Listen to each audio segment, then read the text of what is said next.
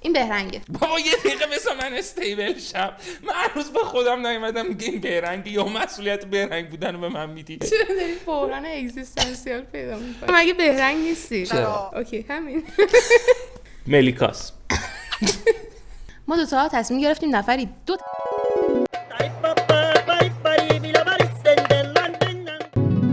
سلول خاکستریمون رو بذاریم روی همدیگه در این راه که بتونیم پرونده های حل نشدنی تاریخ رو حل بکنیم. میگه 2 تا چون ما تو متاسفانه قسمت قبل هر کدوم یکی از دست دادیم.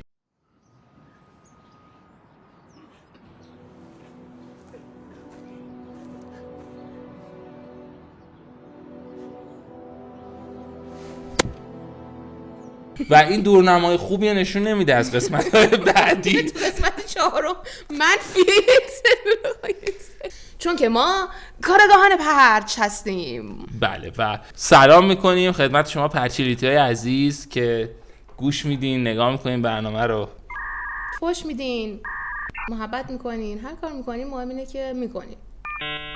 نه. امروز میخوایم بریم و پرونده مرد بیدی رو پوست بکنیم. Mothman. من راجع به مرد بیدی اطلاعات زیادی ندارم، ولی بهرنگ اینجا مثل که یه زمانی خیلی عاشق مرد بیدی بوده. نمیدونستم وسط یه رابطه عاطفی با مرد بیدی قرارم میده، ولی من یه اطلاعاتی که دارم اینه که یه فیلمی هست به نام پیشگویای مرد بیدی یا پیشگویای مرد شاپرکی که ریچارد گر بازی میکنه توش. خیلی مرد بیدی نقش مهم تاثیرگذار ولی کوتاهی داره. پرواز میکنه فوری پیشگویاشو در حین اینکه داره دور میزنه میگه و بعد پرواز میکنه و میره. اصلا تصویرتون از فیلم مرد بیدی با واقعیت پیشگویای مرد بیدی شباهتی نداره. ببین درگیری‌های یک مرد راجع به مرگ زنش، نه مرد بیدی، مرگ زن بیدی. شاید مرد بیدی همیشه زن بیدی بوده. شاید مرد بیدی و زن اس ام همدیگر کامل میکنن.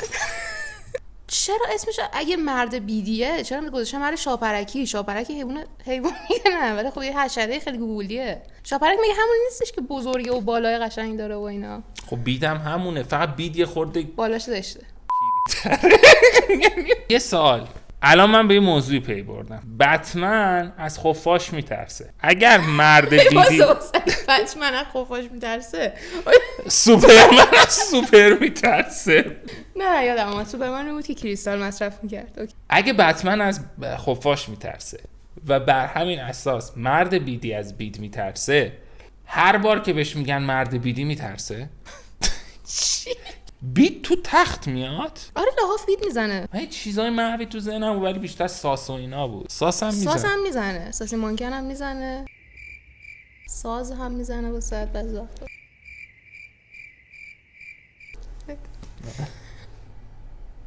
So we're on our way to Point Pleasant, West Virginia, home of the Mothman. I think you're gonna really like this town. Fuck, I think we're in the moth nest. If we're gonna find a Mothman, it's gonna be out here. This goes beyond belief. Are you scared? مردم وست ویرجینیا احتمالاً خیلی لوزرن.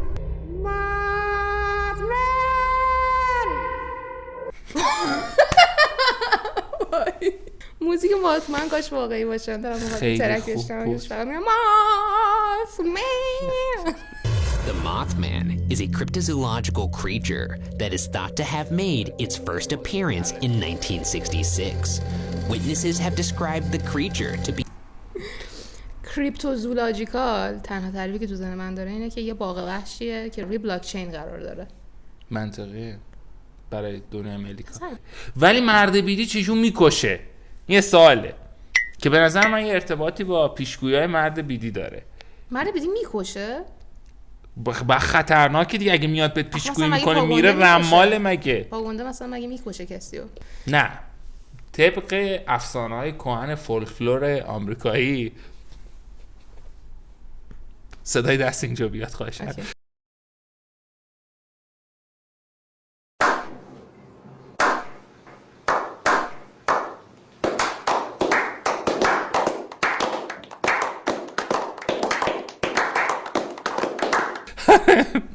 بخاطر اینکه تونستی کلمه فولکلور رو درست تلفظ کنی. a man-like in stature, often seen walking on its two hind legs. اسمش مرد بیدیه. فکر کن شبیه مرد نبود. فکر کن شبیه پری دریایی بود. اسمش گذاشتن مرد بیدی. یه نکته میگه که بیشتر توی شب دیده میشه. آخه چه هیولایی توی شب دیده نمیشه؟ همه هیولاها تو شب دیده میشن. Legs. The Mothman is spotted primarily at night, and its color is tough to discern. Sometimes it's described as gray, other times as brown. However, the gigantic frame of the Mothman is largely undisputed. Across all accounts, the Mothman is a physically imposing specimen ranging from 6 to 8 feet tall. As its name would suggest, the Mothman is capable of flight, sporting 2 enormous wings with a monstrous 8 to 15 foot wingspan. One chilling detail that is reported in many sightings is the Mothman's unforgettable and haunting red eyes. A red described by one woman as, quote, red like you never saw red, end quote. ماث یا بید، پروانه بید موجود ترسناکی نیست، ولی شاید بیشتر از اینکه شبیه پروانه بید باشه شبیه خفاش بوده. منتها احتمالاً چون اسم بتمن وجود داشته گفتن خب دومین اسم پیشنهادی چیه؟ ماثمن. ببین به نظر من این ترسناکترش میکنه.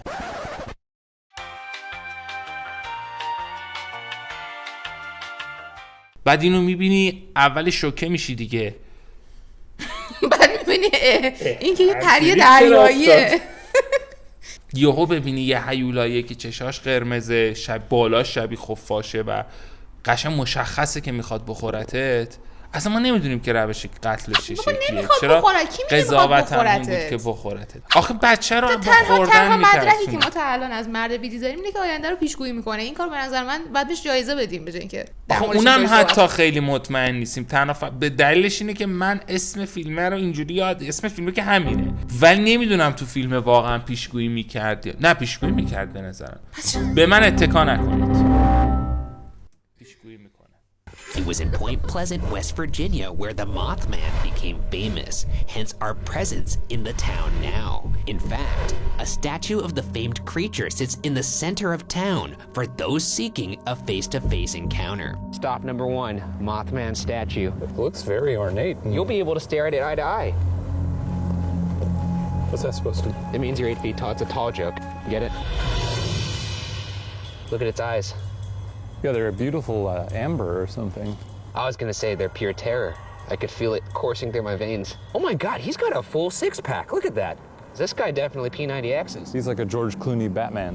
Hopefully this isn't our only face-to-face encounter with the Mothman. Maybe we'll find one in the woods and he'll look nothing like this and we'll have to contact the board of West Virginia and say you need to change your statue. خب نه.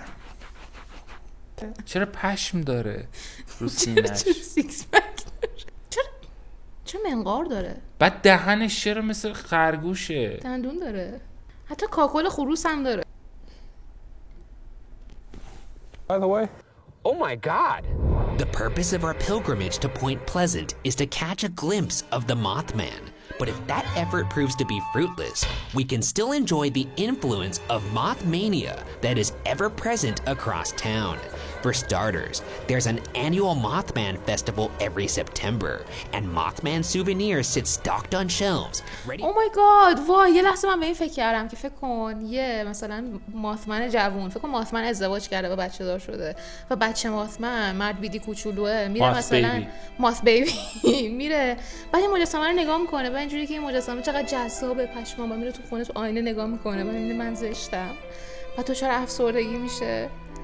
خیلی با کاراکتر ماث بیبی همزاد پنداری نکردم. نمیدونم علتش چیه ولی stocked on shelves, ready for eager tourists year-round. At the coffee grinder, you can order various Mothman treats, including chocolate Mothman droppings, Mothman coffee, as well as a delightful Mothman cookie, complete with red eyes. بعد همچین انتظاری می‌داشتیم. ولی به نظرم داره غرور ماثمن رو در هم میشکنه.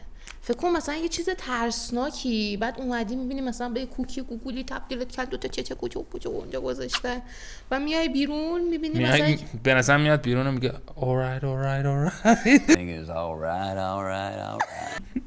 Finally, at Village Pizza, you can order the delectable namesake Mothman pizza. this Mothman pizza honors pedestrian toppings with the responsibility of mimicking the look of the famed creature. The clever arrangement enlists blood-red cherry tomatoes for eyes, bell peppers for feet, and spooky mushrooms for wings. هیچ کس حتی توی وست ویرجینیا هم از مطمئن نمیترسه. مطمئن واسه همه یه شوخیه. مطمئن. While at Village Pizza, the manager sat with us to share a story of a Mothman sighting. What's the scariest tale you've heard from someone in terms of sighting the Mothman? Danny Scarberry's mother. She said that one night she had to fight him off because he come in to get Danny. She was like 6 months old, was in her bed, and she had to fight the Mothman off because he was trying to grab the baby. He was trying to steal her baby? Yeah, that was her story, but I mean, she was very convincing, and it's sad to say she's dead and gone now, but that was a very scary. She fought the Mothman. Well, she didn't. Oh my God. She didn't actually fight. Oh. She didn't actually fight him. مطمئن بودم خودش ندیده. هیچ وقت تو این داستان کسی که خودش یه چیزی رو دیده نمیاد. خودش یکی رو دیده که اون اینو دیده. که اون از زبون به نزدیکترین دوستش شنیده که این اتفاق افتاده. مرد بیدی حتی بچه هم نداره. There is no moth baby. مرد بیدی مجبور بچه‌شو بدزده. هر چقدر این ویدیو جلوتر میره من فقط واسه مرد بیدی حس بدتری پیدا میکنم. یعنی یه لحظه اینو بگیر. تو فکر کن اومده بچه رو برداشته داره میره بعد یارو میاد بعد میاد بچه رو گرفته این داره میگیره اون داره میشه. اگه تو مرد بیدیو دیدی واقعا میای که بچه تو بگیری؟ آره بابا بالاخره بچه‌شه یارو. چرا مرد بیدی پرواز نکرده و بره؟ مگه مرد بیدی نمیتونست پرواز کنه؟ با تصور مرد بیدی که حتی نمیتونه پرواز کنه. او مای گاد he's such a loser. حتی ببین یه مامانی که 6 ماه پیش باردار بوده رو نمیتونه شکست بده. These two weirdly optimistic pilgrims are ready to embark on our menacing Mothman mission. Let's begin at the main sighting that started Mothmania as we know it. During World War II, 8,000 acres of a wooded area near Point Pleasant, West Virginia were employed to manufacture and house explosives. The explosives were housed in concrete igloos dispersed across the land. After the war, the effort was abandoned, and the area was partially converted into a wildlife preserve that is now known today as the McClintock Wildlife Management Area. In the 80s, it was uncovered that byproducts of the explosives had critically contaminated the land. And yet, to this day, the igloos and some of their hazardous materials remain. Some speculate that this contamination mutated local birds into what would eventually become the Mothman. But that's purely speculation. از دهه 60 تا الان مرد بیدی تحول پیدا کرد، تکامل پیدا کرده و الان داره میره بچه‌ها رو میگیره از دست مامانشون میکشه میره. احتماله. اوکی وقتی یکی از تئوری‌های جذاب من فرا رسیده. یه تئوری که من در مورد بیشتر این موجوداتی که مثلا در مورد بیشتر موجوداتی که آدم‌ها ادعا میکنن که دیدن یا مثلا یه نیمه شب یه جا ترسوندتشون یا داشته بچه‌شون رو میدزدیده اینه که بیشتر این آدم‌ها احتمالاً شب هالووین کاستوم پوشیده بودن و توی تاریکی طرف نمیتونسته تشخیص بده که این چی پوشیده.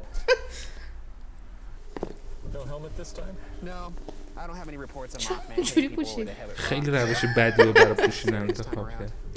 بچرخون و الان دوباره داره سعی می‌کنه اون شکلی بپوشه.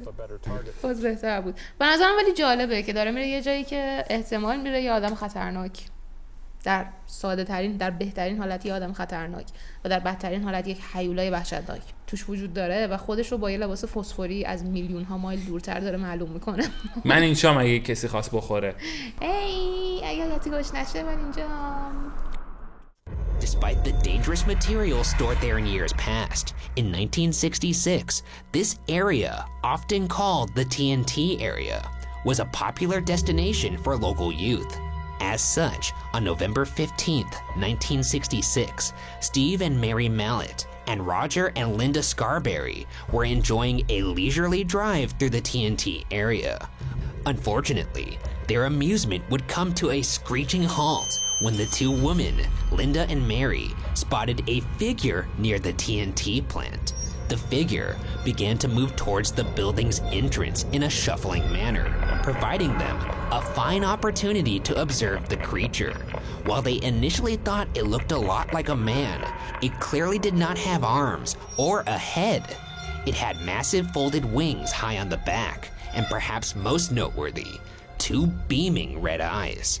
After being spellbound momentarily by the creature, the couples came to their senses and took off in their car, terrified. As they made their way towards Highway 62 in Roger Scarberry's 1957 Chevy, they saw the being appear in front of them and rise directly up into the sky. The creature had a gargantuan 10-foot wingspan, and the couples noted that it did not need to flap its wings as it chased the car at speeds of up to 100 miles per hour, quote, gliding above and behind the vehicle, end quote. The creature made a noise similar to a, quote, record played at a high speed, or squeak of a mouse, end quote. Fortunately, the creature stopped chasing the couples and disappeared as the couples neared the populated area of town. Linda Scarberry wanted to report it to the police, but they were concerned that they would not be taken seriously. As a result, in an audacious move, they decided to return to the place of the sighting to confirm what they had seen. To their affirmation/terror, they once again saw the creature, this time stumbling around in a dark pasture. This spurred the couples to head straight for the Mason County Courthouse to file a report. Deputy Millard Halstead was on hand to take the report. Due to the size of the town, Deputy Halstead knew the couples and believed their claims to be sincere. The handwritten eyewitness police reports from the Mallets and the Scarberrys is actually on display at the Mothman Museum. یه موزه ماثمن دارن حتی. یه موزه هست که متعلق به مرد بیدیه، توش مثلا مرد بیدی در ابعاد مختلف تمام میذارن. نه طبیعتا وای دارم توش تصور میکنم مرد دیدی این چیزایی که میذارن، مثلا از میمون آدمیزاد داره میاد تا به مرحله میرسه کتابو از زمین برمی‌داره میره. دارم ماثمن از مثلا پرونده داره تبدیل میشه میاد جلو و به جایی میرسه بچه رو از زمین برمی‌داره میره. ولی چقدر اینا هویت شهرشون با ماثمن گره خورده. آره. خیلی چیزها رو میگه به نظر من تو این ماجرا. The couples claimed that the police put all 4 of them in separate rooms and asked them each to write down what happened that night. All of the accounts match. شما اگه بهش فکر بکنی، من اگه جای مرد بیدی بودم، هر وقت که 2 زوج جوون یه جا ببینم بعد بترسونمشون، قطعا میرم پیش دوستان میشینم تعریف میکنم که دوستات کیان؟ اونا هم مردای بیدی مردای بیدی نه، یه سریشون زنای بیدی ان، یه سریشون بچه‌های بیدی ان. بعد میرم تعریف میکنم که وای من امروز رفتم توی جنگل بعد 2 چیز زوج ترسوندم، ریده بودم به خودشون حاجی. تفریحات مرد بیدی. یا شاید برعکس این اتفاق میفته، شاید مرد بیدی توی دنیای زندگی می‌کنه که توش فقط آدم‌های بیدی وجود دارن. بعد یه روز که میاد بیرون میبینه 2 آدم عادی اونجا هستن، بعد پشماش میریزه. یعنی نگاه می‌کنه میبینه ای وای چرا اینا بال ندارن، اینا چرا چششون قرمز نیست، چرا اینا سیکس پک چرا خونشون خوشگل نیست. بگو حتی مثلا بچه‌ها نوزادای بیدی هم سیکس پک به دنیا میاد با سیکس پک، نیازی به ورزش نداره. Eventually, the couples and Deputy Millard Halstead made their way back to the sighting area where they heard strange noises, saw strange shadows, and an unexplained dust cloud. A hoof-like footprint was also found in the sand around the area. نمیدونم ولی ماجرا داره عجیب میشه. اطلاعاتی که داره به دست میاد انتظار نداشتم از بین همه ویدیوهایی که تا الان تماشا کردیم که یه دونه هست ماثمن اونی باشه که بیشترین مدارکو داره. فکر کن مثلا چیزای منطقی تر از این وجود نداره ولی ماثمن وجود داره. آخه این که داشت میگفت که نه تنها خودشون برگشتن به محل وقوع حادثه، پلیس اومده، بلکه با پلیس هم برگشتن به محل وقوع حادثه. در هر 2 حالت شواهدی از وجود یک چیز پیدا کردن و اینکه در اون حالت های بودن، تو اون حالت های بودن و همشون یک داستان تعریف کردن. اینا خیلی عجیبش میکنه. حداقل ثابت میکنه که یک چیز اتفاق افتاده، یعنی همه اون آدما یک چیز رو تجربه کردن. آره اون ممکنه ماثمن نبوده باشه. امیدوارم.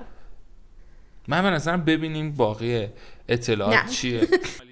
Linda Scarberry was treated for shock following the events and reportedly experienced some unnerving phone calls as well as visits by the men in black who would intimidate her. پشما باید یه قسمت منین بلک بریم. مردان سیاه‌پوش زندگیمو سیاه کردن.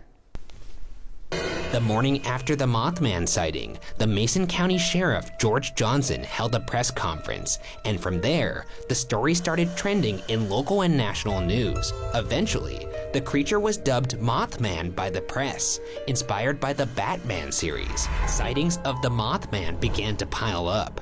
Police estimated that over 1,000 people were looking for the Mothman each night until midnight.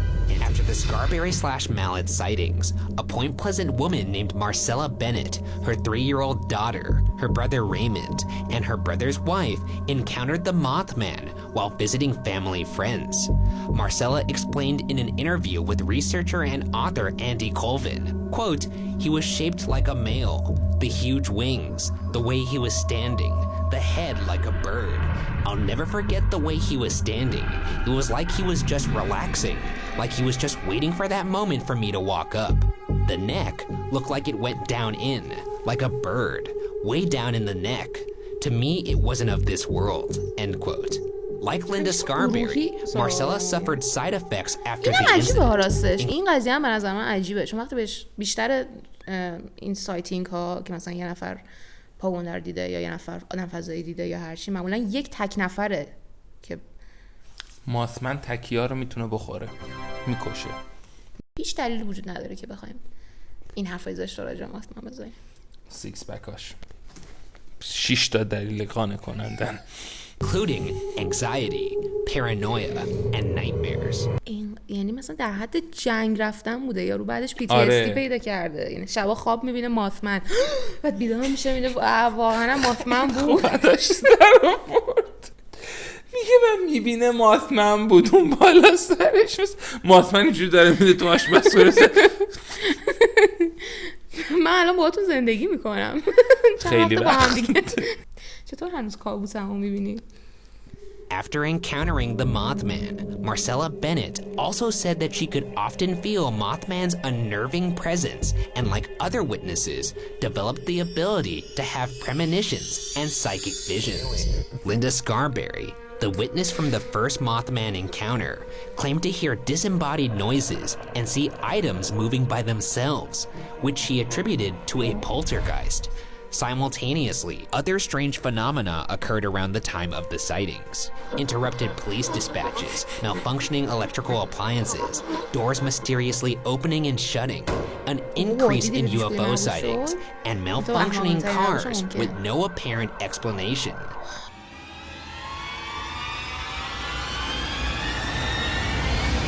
بنده خدا خودش نمیتونه آینده رو پیش بینی کنه. هر کی ببینتش میتونه آینده رو پیش بینی کنه جز خودش. بعد چقدر دارن باش کیوت برخورد میکنن. پیتزاشو درست میکنیم، شیرینیشو درست میکنیم. Skipping forward to modern times, in 2016, a man who would not provide his name claimed to have taken a photo of Mothman in West Virginia. The photo shows a two-legged, winged creature flying over the trees. However, most do not believe this is Mothman. اصلا اینجوری نیست. Strangely, an outbreak of sightings occurred in 2017 in Chicago. According to the Chicago Tribune, there were over 20 reports of a, quote, winged humanoid, end quote, between April 7th, 2017 and July 29th, 2017 alone. The Tribune reports that the sightings are almost always at night and near a body of water. For those who don't believe, some have offered alternative explanations for Mothman sightings. Some believe that Mothman witnesses had seen Sandhill Cranes, a species of bird that can have a wingspan of 10. این بود که نه ماثمن ندیدیم، پرنده دیدیم. مگه سوپرمنه؟ اون یه پرنده است؟ اون یه هواپیماست؟ نه اون ماثمنه. Though a Sandhill crane had never been officially spotted in West Virginia at the time, although some unofficial reports had been made. Some have pointed out that some birds' eyes, such as owls, appear red when hit with light from a flashlight or car at night. The McClintock Wildlife Management Area, which surrounds the TNT area, is a bird sanctuary that contains owls. All right, are you gonna do your little? Oh, that's not a bad idea. You go first, I'll go second. How about that? Okay. Yeah, I'll get you here. Hold on.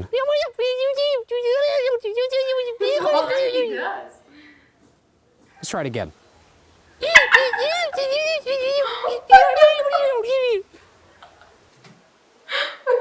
دنبال سوپرمن باشی بشی جنگل سوپر نه بس صداهای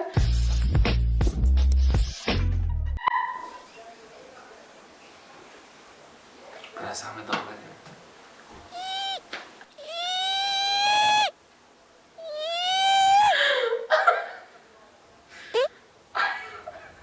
In the end, nobody truly knows what the Mothman is, let alone if he actually exists. Some have suggested that Mothman could be of demonic or angelic origin. خدا رو شکر یه سری هم ادعا کردن ممکنه ریشه فرشته‌ای داشته باشه. خوشحالم چون واقعا توی همه مواردی که مشاهده کردیم چیزی که ثابت کنه ماثمن موجود بدجنس یا بدذاتی وجود نداشت. به نظرم واقعا ممکنه یه چیز گوگل یا مهربون باشه. Others believe that Mothman could actually be an extraterrestrial, connecting Mothman with bright lights seen in the sky. Some even believe Mothman could be an ultra-terrestrial, a creature from another dimension. فرق extraterrestrial با ultra-terrestrial چیه؟ این نگاه کسی که هیچ کدومشون رو نفهمیده. The existence of Mothman continues to elude us and will remain, for now, unsolved. جالب بود. من ولی فکر کنم منطقی ترین چیزی که متوجه شدیم این باشه که قضیه مرد بیدی بخش زیادیش ساخته شده برای جذابیت اون شهر. خیلی ممنون که این ویدیو رو تا آخر تماشا کردید. هرچیپیتی های عزیز خواهش میکنم اگه نظری، پیشنهادی، انتقادی دارین توی کامنت ها واسمون بذارین و هم منتظر باشید برای قسمت بعدی که معلوم نیست کی میاد. مرد بیدی نیست که با این بادو بلرزه.